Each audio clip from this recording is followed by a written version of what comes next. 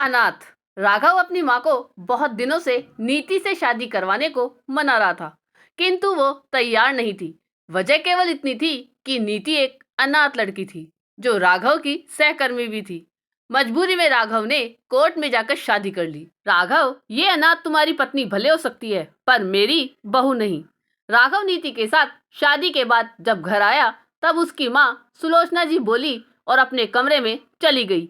माँ जी चाय। अगली सुबह नीति सास को चाय देते बोली, मैं तुझ जैसी अनाथ की माँ नहीं, समझी। मेरे बेटे को तूने अपनी बातों में फंसा लिया, पर मुझे नहीं फंसा पाओगी। सुलोचना जी ने उसे ताना देते हुए बोली। नीति का कलेजा छलनी हो गया ये सुनकर। प्रत्यक्ष में वो मुस्कुराकर बोली, अपने पति की माँ को क्या कहते हैं माँ जी, मुझे नहीं पता, आप ही बता दीजिए। सुलोचना जी उसकी मासूम हंसी देखकर कुछ ना बोली। नीति जितना सुलोचना जी के दिल के जीतने की कोशिश करती, उतना सुलोचना जी उसका तिरस्कार करती, किंतु नीति के चेहरे पर शिकन तक ना आती। हालांकि वो अकेले में आंसू भी बहाती, पर राघव को जाहिर ना करती।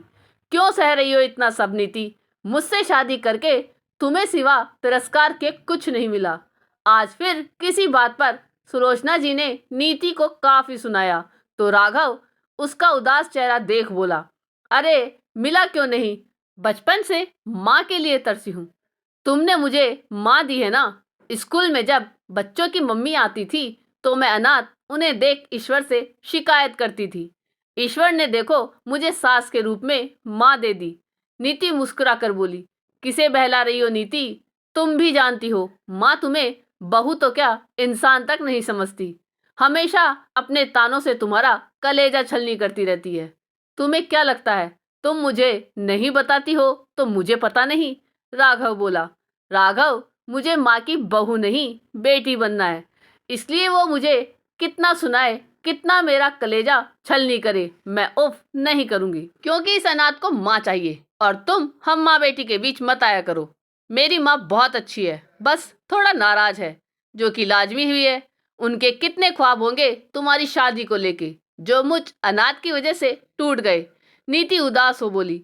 सुलोचना जी बाहर से सब सुन रही थी। उन्हें खुद की सोच पर बहुत शर्मिंदगी हुई।